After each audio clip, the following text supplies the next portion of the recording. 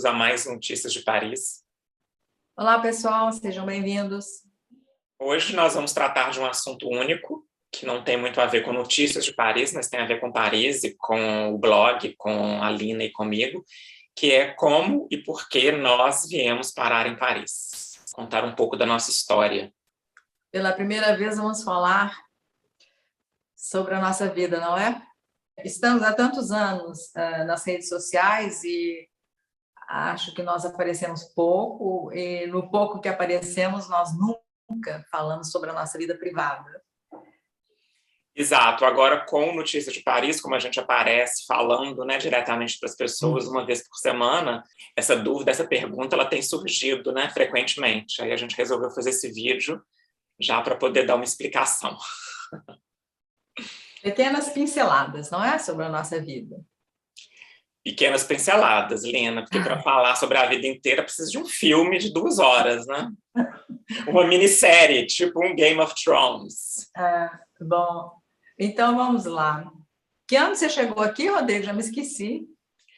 Lina, eu cheguei aqui em 2010. No último dia 23 de agosto, tem exatamente uma semana, fez 11 anos que eu cheguei em Paris. Rodrigo, eu cheguei aqui no segundo semestre de 1983. Você imagina bem. No século passado, né, Lina? Século passado. Mas eu tenho reparado no meu Instagram, eu sigo vários brasileiros que moram em Paris e muitos deles, nesse período agora, comemoram anos que estão em Paris. Eu acho que é porque, como o ano letivo começa em setembro, outubro, todo mundo chega mais ou menos nessa época, né? Final Exatamente. de agosto. Todos aqueles que vieram fazer mestrado, doutorado, bolsa sanduíche, não é? Especialização, chegam nessa época do ano. Como foi meu caso. Eu não vim para fazer nada disso, mas cheguei nessa época porque eu li que era bom chegar nessa época, exatamente porque ia ter o começo do ano letivo, as pessoas estavam começando a voltar das férias, seria mais fácil arranjar um trabalho, arranjar um apartamento. Quando eu cheguei aqui, eu já tinha lugar para morar, já estava inscrita na universidade, o programa estava completo. Você veio assim, sem querer nem para quê? Eu vim assim, Lina, sem querer nem para... Peraí, sem lenço, sem documento, sem nada, assim, na cara e na coragem? Pronto, cheguei? Um pouco, sim. Assim, eu tinha um dinheiro, eu tinha uma sociedade no Brasil, eu vendia minha parte da sociedade, eu já tinha um dinheiro guardado, aí eu peguei esse dinheiro e vim para Paris. Mas eu vim para Paris sem nenhum plano definido do que eu vinha fazer em Paris. Eu não estava inscrita em nenhuma escola, eu não tinha nenhum trabalho, eu vim com a cara e com a coragem. A única coisa que eu tinha era um quarto, um apartamento de uma amiga minha. Bom, então você tinha onde dormir, pelo menos. Eu tinha onde dormir e tinha um dinheiro para me manter durante alguns meses. Isso tinha. Você calculou quantos meses você poderia viver com seu dinheiro? Calculei quantos meses eu poderia viver com o meu dinheiro. E foi mais ou menos o tempo que eu vivi com o meu dinheiro. Até arranjar um trabalho, né? Foi quanto tempo isso? Você pode falar? Foi um ano e pouco, 1 ano e 2 meses, mais ou menos. Você se lembra quanto você gastava por dia? Porque é interessante saber isso. Por dia? Não, não lembro. Quanto que você gastava por mês, por exemplo? Eu dividi apartamento na época, né? Nesse primeiro ano, eu dividi um apartamento. Então, ficava bem mais barato. Talvez uns 700 euros por mês. Com a metade de um aluguel? Com a metade do aluguel. Exato. Sobrevivência. Óbvio que eu não fazia nenhum tipo de extravagância, né? Não saía todo final de semana para almoçar em restaurantes, jantar em restaurantes. Era uma vida de estudante, apesar de eu não ser estudante, né? Mas já era uma vida de estudante bem comedida. Então, eu estava querendo fazer o meu dinheiro durar o máximo que ele pudesse, né? Antes de conseguir um trabalho. Até porque eu estava muito confuso, né? Eu saí do Brasil porque Vou contar um pouco da história, né? Sou formado em arquitetura. Eu fui arquiteto no Brasil durante 15 anos. Eu estava num escritório com mais 3 sócios. O escritório estava funcionando super bem. Mas eu cheguei num ponto onde eu não estava mais feliz em ser arquiteto, em morar em Belo Horizonte, no estilo de vida que eu levava. E como eu já tinha vindo a Paris 2 outras vezes como turista, e por causa dessa minha amiga que morava aqui, ainda mora, então eu já estava meio acostumado com a cidade e resolvi vir para cá. Falei assim, não, é para lá que eu vou. E também eu tenho nacionalidade italiana, né? Então isso é um outro fator importante, né? Que me possibilitava chegar aqui e conseguir um trabalho. Então eu vim meio para redefinir o que eu queria da vida. Então eu cheguei aqui e falei assim, não, lá eu vejo, eu tenho esse dinheiro para ficar um tempo sem fazer nada e lá eu decido, lá eu vejo o que aparecer ou o que me interessar, eu sigo esse caminho. Vou fazer uma comparação com a minha situação, Rodrigo. A partir de um certo momento da minha vida no Brasil, momento em que eu estava divorciada, eu era mãe, eu tinha e tenho uma filha, eu tinha terminado o meu mestrado e eu tinha terminado uma especialização, eu já tinha defendido a minha tese. Então, nesse momento, eu decidi que a etapa seguinte da minha vida seria explodir os meus limites geográficos, né? E sair do Brasil e conhecer uma outra experiência de vida. Mas quando eu saí do Brasil, eu já saí com tudo muito organizado.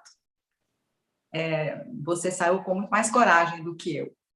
Mas eu sou mulher, eu tinha uma certa idade já, e eu era mãe e eu saía com a minha filha. Eu saí do Brasil com a minha filha, né? Então, a situação exigia muito mais controle e organização do que você, solteiro, né? Exato. Mas foi interessante que quando a gente se conheceu, você falou que você tinha saído do Brasil, né, em 1983 com 37 ou 38 anos. Falei sua idade, né, Lina? E aí eu saí do Brasil exatamente com a mesma... E eu saí do Brasil com a mesma idade que você. Ou seja, nós já éramos adultos, né? E eu senti uma conexão incrível, assim, naquele momento que você falou isso. Eu falei assim, gente, olha, ela saiu do Brasil com a mesma idade que eu, porque geralmente as pessoas saem do Brasil, quando mudam de país, é para fazer Elas estão muito jovens, né? Elas ou acabaram de fazer uma faculdade, ou vão começar a fazer uma faculdade. O nosso caso foi totalmente diferente. E eu gostaria de dizer, talvez isso ajude, é que eu não via a saída do Brasil como um sonho. Eu acho que eu não gosto dessa expressão, eu acho que sonho é algo inacessível. Eu vi essa saída do Brasil como um projeto, e a partir do momento que eu criei esse projeto, eu trabalhei para que ele fosse realista, que eu pudesse sair do Brasil. Eu estava na universidade, eu estava fazendo um curso de História, então eu sou, na base, historiadora, e nesse momento decidi fazer um mestrado. Quando eu decidi fazer um mestrado, eu já estava imaginando a etapa seguinte da minha vida, né? Que o mestrado seria, que o doutorado, em seguida do mestrado, seria fora do Brasil. E, durante todo esse período de vida universitária, eu tudo fiz para poder escolher a universidade onde eu poderia continuar os meus estudos e para conhecer os professores que poderiam me aceitar como doutoranda. Então, quando eu terminei a defesa de tese do mestrado, tudo para mim já estava pronto para eu sair do Brasil. Porque eu já tinha uma universidade, eu fui para a Universidade Jussieu Paris 7, em Paris, e eu já tinha um professor que me aceitou como doutoranda. Tudo estava pronto. Então, quer dizer, estava pronto, né? A parte mais difícil eu já tinha conseguido. Então, eu criei um projeto de pesquisa, enviei um pedido de bolsa para o governo brasileiro, e como o projeto era bom, e que o meu orientador era uma pessoa muito respeitada no Brasil, eu fui aceita. Quer dizer, eu ganhei uma bolsa e tive a sorte de poder viver 4 anos estudando em Paris. E a bolsa de doutorado era para 4 anos. Eu acho que eu saí do Brasil mais por necessidade, Lina. Não estava dando mais jeito de viver. Eu, né? Não por causa do Brasil, mas eu, dentro do meu contexto da minha vida em Belo Horizonte, não estava dando conta mais. Foi mais uma necessidade pessoal mesmo, de sair de lá e conhecer outros locais. Eu também. Todos nós que saímos é por necessidade. Seja ela curiosidade, seja necessidade profissional, mas é uma escolha pessoal e é um desejo, sem dúvida alguma, de romper as fronteiras. Principalmente para a gente que mora em Belo Horizonte, né? Que é uma cidade cercada de montanhas. Que era muito menos cosmopolita quando eu lá morava. Agora, Belo Horizonte mudou muito, não é? Exato. Mas na época era uma pequena cidade do interior, em relação às grandes cidades internacionais. Mas eu já conhecia Paris, já tinha vindo 2 vezes, mas como turista, sabe aquele olhar curioso de turista? Na realidade, eu tinha 2 opções. Ou eu poderia ter feito a minha tese de doutorado nos Estados Unidos ou aqui na França. Mas como eu saía do Brasil com a minha filha e que eu estava com medo, sair com a minha filha, eu tinha que ser capaz de ter tempo para os estudos, tempo para ela. O desejo de sair era meu, né? A decisão de sair foi minha, não foi o desejo dela, imagino. Quer dizer, quando eu saí, tinha esse conflito, que era eu que estava querendo sair do Brasil. Mas, no final das contas, essa saída do Brasil foi, para ela e para mim, uma abertura imensa. Abertura em todos os sentidos. E voilà. E conta como que nós nos conhecemos, porque você não circulava nos meios que eu circulava, não é? Quando você chegou, eu já estava casada, eu já era avó. Eu já era avó quando você chegou na França? Já era avó. Quando você chegou, eu estava recasada, porque eu me casei de novo com um francês. E a minha filha, que quando eu saí do Brasil era pequena, já era adulta, e eu já tinha netos quando o Rodrigo desembarcou em Paris. E aí, então, como esse encontro improvável, como ele aconteceu? Bom, acho que antes da gente contar do nosso encontro, você tem que contar do blog, né? Como que o Conexão Paris blog apareceu. Porque não sei se as pessoas que seguem a gente aqui no YouTube sabem, o Conexão Paris começou em 2007 como um blog, ainda existe. A gente continua postando, todas as informações sobre Paris, dicas, etc., estão lá no blog, conexãoparis.com.br. E a Lina que começou o blog. Como que o blog começou, Lina? 2007, não foi, Rodrigo? Foi, 2007. Eu não conhecia a Lina, não morava em Paris ainda, não sabia que Conexão Paris existia. Eu só fui conhecer a Lina no final de 2011. Então, graças à minha filha, eu terminei o meu doutorado, defendi a minha tese e coloquei tudo no cofre do banco, porque eu não consegui emprego na minha área. Eu não consegui ser pesquisadora ou professora universitária. Por quê?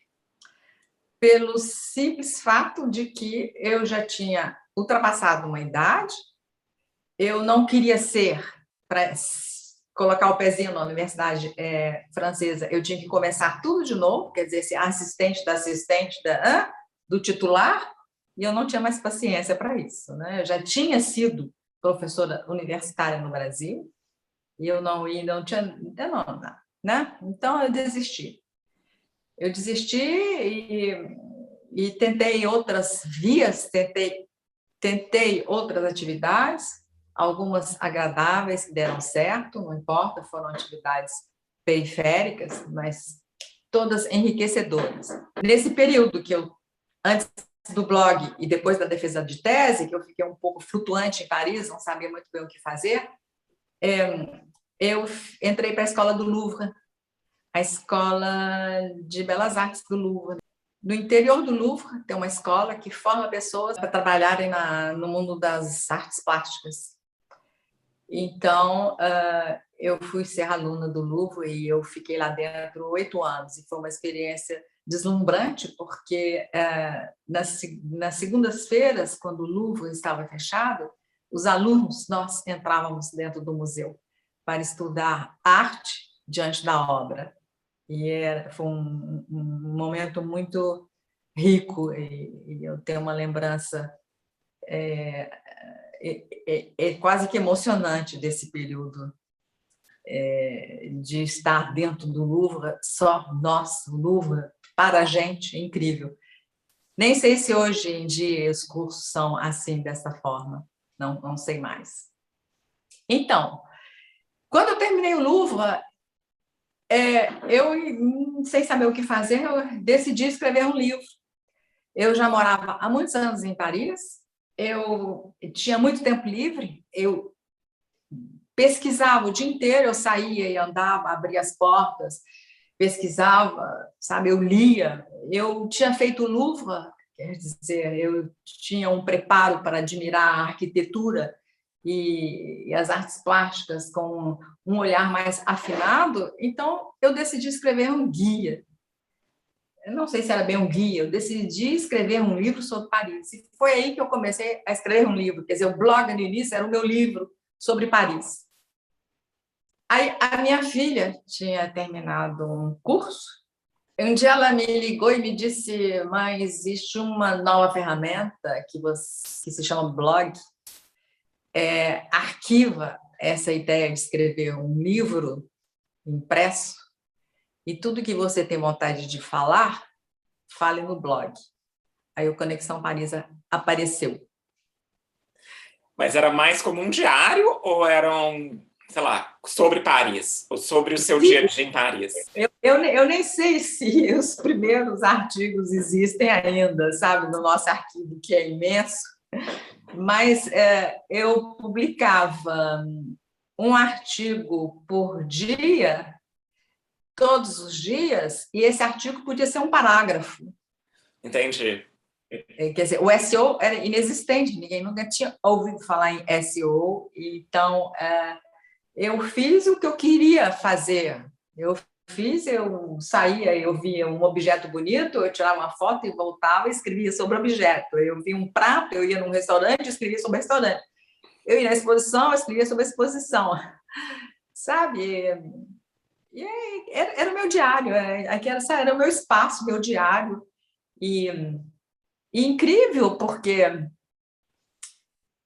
foi o primeiro blog, o primeiro site, o primeiro espaço na internet obsessivamente parisiense, sabe?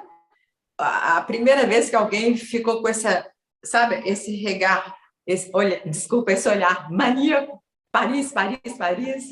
Então foi assim que surgiu essa, olha lá, Conexão Paris é o resultado disso daí. Exato. E acho que toda essa espontaneidade, essa experiência pessoal que você colocou no blog no começo foi que atraiu as pessoas, além de ter sido um primeiro blog sobre Paris em português, né? Todo esse lado mais pessoal, espontâneo, realmente era o que atraía as pessoas no começo, né? Como no começo do Instagram. Acho que sim, porque o blog cresceu rapidamente e eu comecei a me dar conta que eu tinha que ter uma visão mais profissional, né? Mas outro fato importantíssimo para o sucesso do blog é a veracidade e a honestidade na informação. O que eu gostaria de falar para vocês é que toda a técnica que eu tinha de fazer pesquisas universitárias, a tese de mestrado, a tese de doutorado, toda aquela técnica que é rígida, que você cita e você dá referência, que você só... Se você não citar uma ideia sua ou uma obra, você tudo que cita tem que ter uma referência. Então, eu comecei a escrever, a dar informação com essa honestidade. Tudo que eu citava é porque eu conhecia.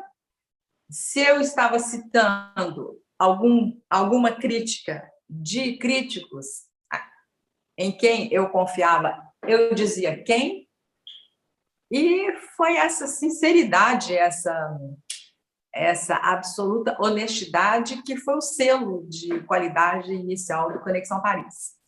Absoluta honestidade que respeitamos até hoje, não é?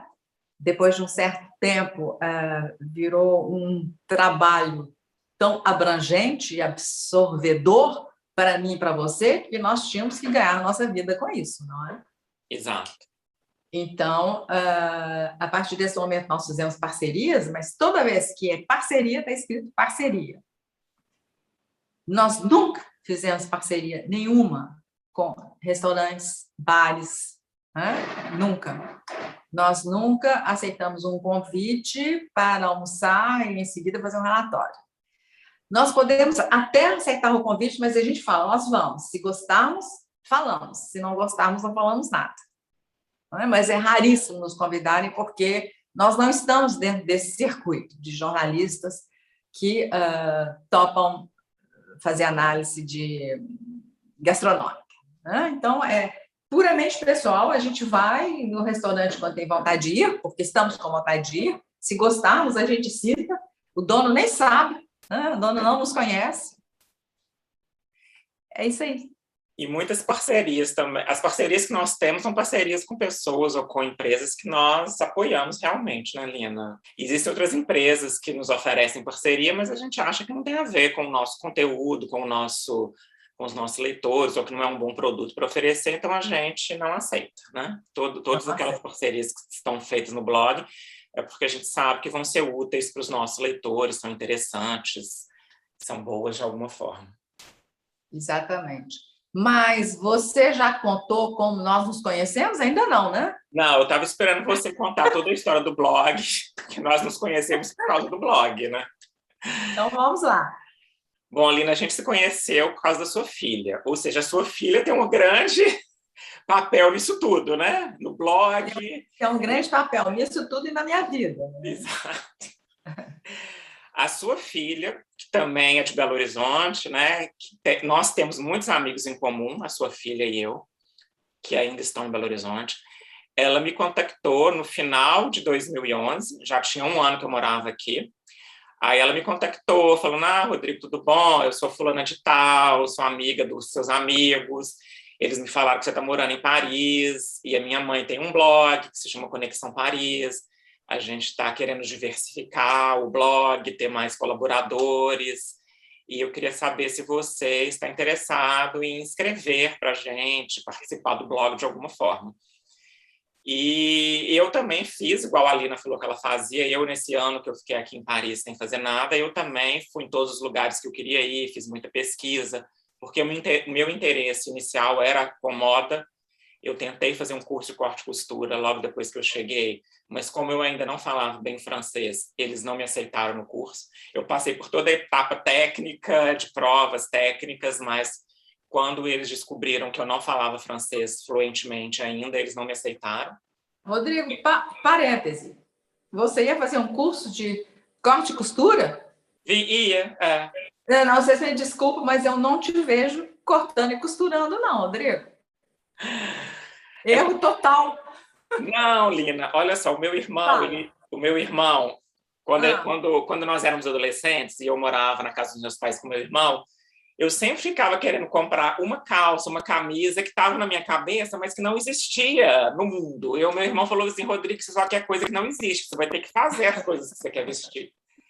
Então, isso ficou na minha cabeça. E quando eu cheguei nessa crise existencial, que eu não queria mais ser arquiteto, eu falei assim, o que eu quero ser, então? Aí, como eu gostava muito de moda na época, eu era muito fascinado com esse mundo, eu falei assim, não, eu vou trabalhar com moda, mas eu não quero trabalhar com moda como estilista e desenhar. Eu quero trabalhar com moda colocando a mão na massa, cortando tecido, costurando tecido.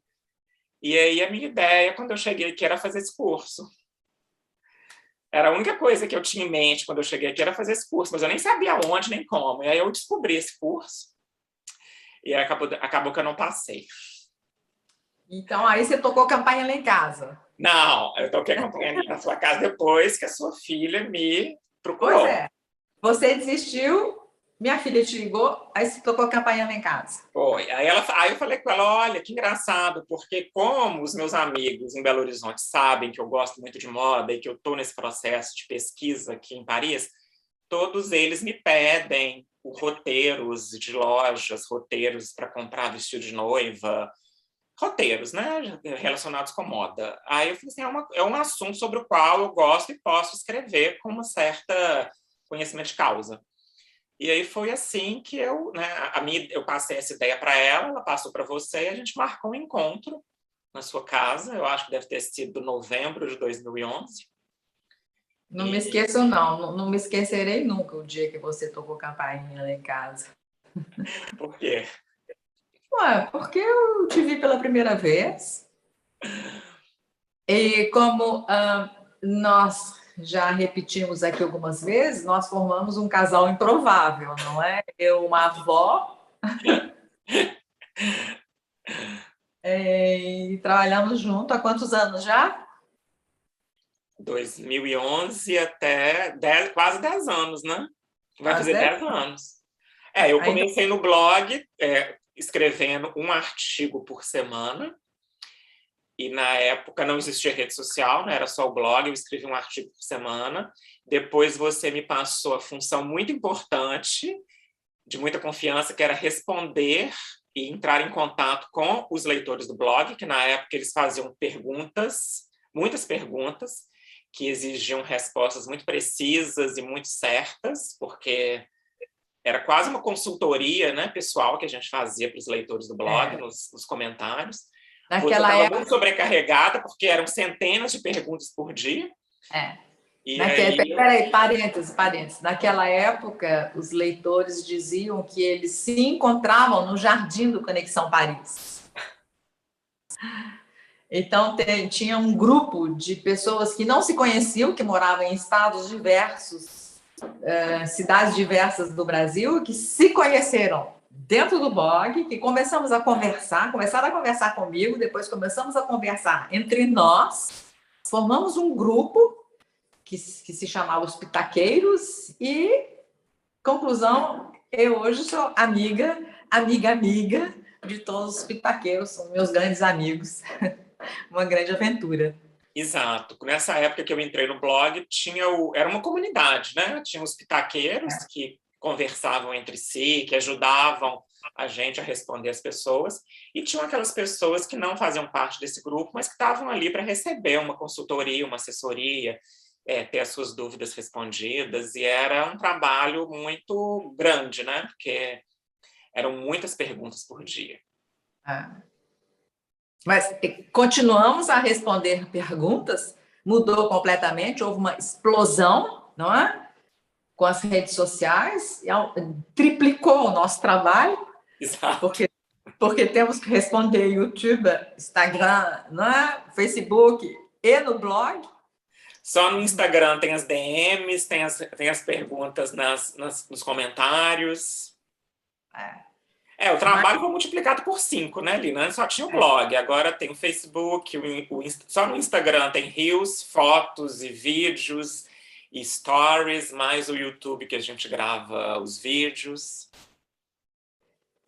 Mas aproveito também para dizer que nós não somos numerosas, não, avós, blogueiras, avós que participam, têm uma vida, né, nessa rede social, nós não somos numerosas, não, mas eu faço parte desse grupo pequeno e, né, e bem diversificado, e tenho muito orgulho de ser essa avó que eu sou, porque os meus netos sabem que a minha situação é rara, não é?